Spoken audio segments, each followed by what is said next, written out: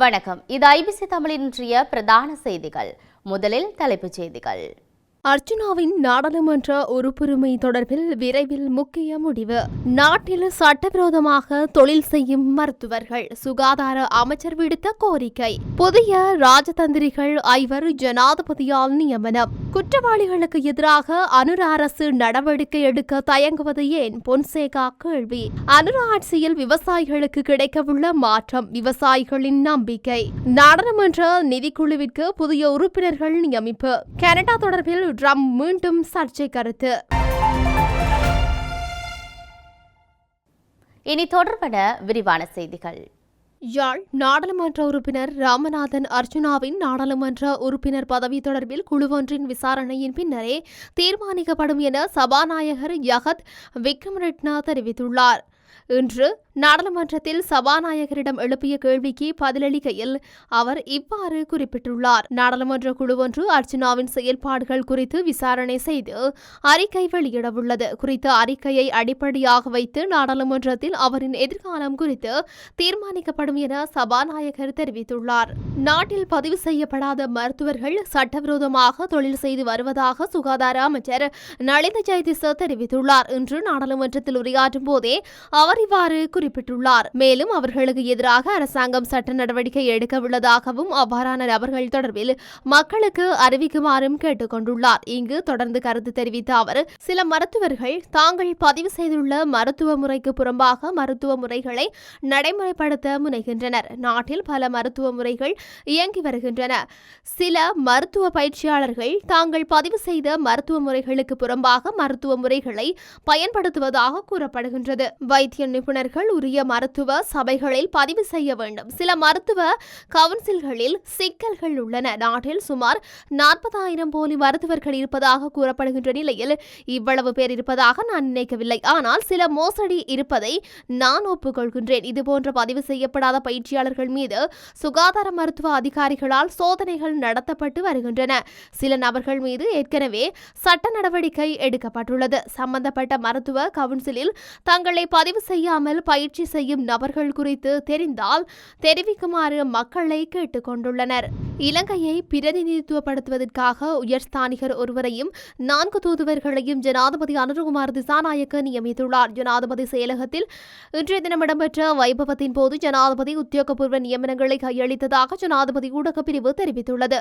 நியூசிலாந்திற்கான உயர்ஸ்தானிகராக WGS பிரசன்னவும், கட்டாருக்கான தூதுவராக RS Khan, அஷாட் ரஷ்யாவுக்கான தூதுவராக SK Gunasekara, குவைத்துக்கான தூதுவராக LP ரத்நாயக்க மற்றும் எகிப்திற்கான தூதுவராக ASK செனவரத்ன ஆகியோர் நியமிக்கப்பட்டுள்ளனர். இதனைத் தொடர்ந்து உரையாற்றிய ஜனாதிபதி ராஜதந்திரிகளின் திறன்களில் நம்பிக்கையை வெளிப்படுத்தியதுடன் இலங்கையின் இருதரப்பு உறவுகளை வலுப்படுத்துவதிலும் அந்தந்த நாடுகளுடன் ஒத்துழைப்பை வளர்ப்பதிலும் அவர்களின் தேவையை சுட்டிக்காட்டியுள்ளார். வெளிநாடுகளில் குறிப்பாக மத்திய கிழக்கு, தென்கொரியா, ஜப்பான் போன்ற நாடுகளில் கணிசமான எண்ணிக்கையிலான புலம்பெயர்ந்தோர் பணிபுரியும் இலங்கைகளின் நலனை உறுதிப்படுத்துவதற்கு இலங்கையின் ராஜதந்திரிகளின் அவசியத்தையும் ஜனாதிபதி வலியுறுத்தியுள்ளார்.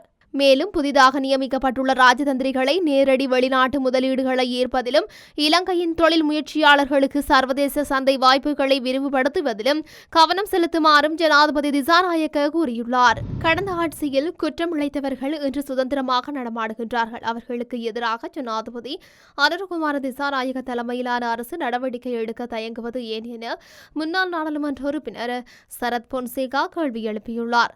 இது தொடர்பில் மேலும் கருத்து தெரிவித்த அவர், கடந்த ஆட்சியில் ஊழல் மோசடிகளில் ஈடுபட்டவர்கள், மக்களை வதைத்தவர்கள் மற்றும் மக்களை படுகொலை செய்தவர்கள் அரசியலில் இருந்து மக்களால் ஒதுக்கப்பட்டாலும் அவர்கள் இன்று சுதந்திரமாக நடமாடுகின்றார்கள். அவர்களுக்கு எதிராக அனுர அரசு ஏன் இன்னமும் நடவடிக்கை எடுக்கவில்லை?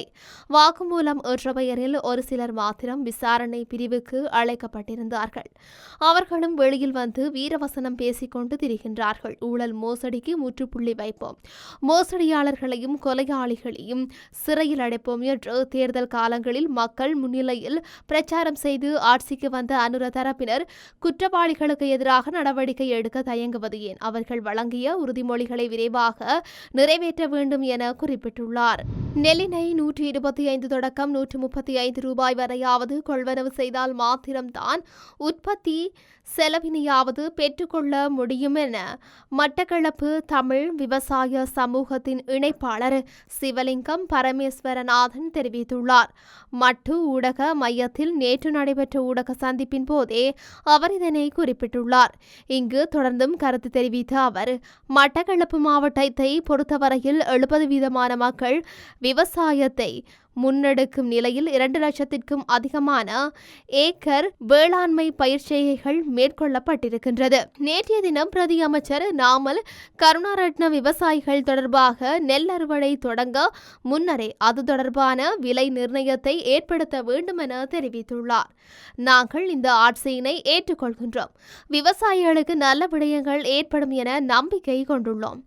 இருப்பினும் எங்களுடைய மட்டக்களப்பு மாவட்டத்தை பொறுத்தவரையில் நெல் கொள்வனவு சந்தைப்படுத்தல் சபையில் 8 களஞ்சிய சாலைகள் உள்ளன. இருப்பினும் தற்பொழுது 3 களஞ்சிய சாலைகள் யானை தாக்கத்தினால் சேதப்படுத்தப்பட்டுள்ளது.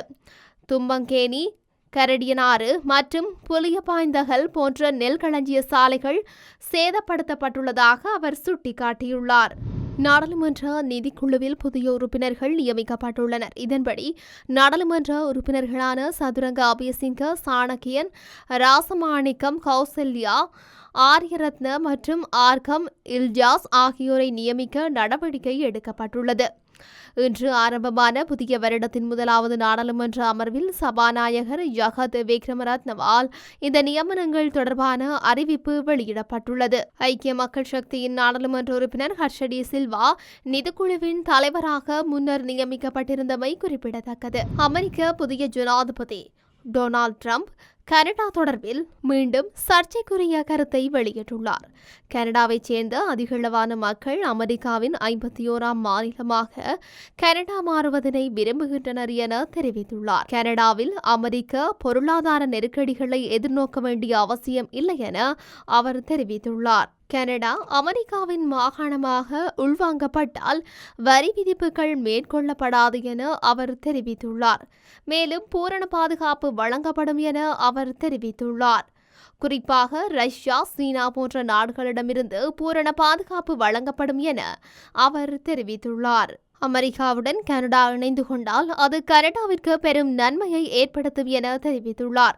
கனடாவினால் செலுத்தப்பட வேண்டிய கடன் தொகைகளுக்காக அமெரிக்கா நெருக்கடிகளை எதிர்நோக்க முடியாது என அவர் மேலும் தெரிவித்துள்ளார். இந்த விடயங்களை புரிந்து கொண்டே கனேடிய பிரதமர் ஜஸ்டின் ட்ரூடோ கட்சித் தலைவர் பதவியில் இருந்து விலகிக் கொண்டுள்ளார் என ட்ரம்ப் தெரிவித்துள்ளார். இத்துடன் இன்றைய பிரதான செய்திகள் நிறைவடைகின்றன. தொடர்ந்தும் செய்திகளை அறிந்து கொள்ள IBC தமிழ் நியூஸ் என்ற மது யூடியூப் பக்கத்தினூடாக இணைந்திருங்கள். வணக்கம்.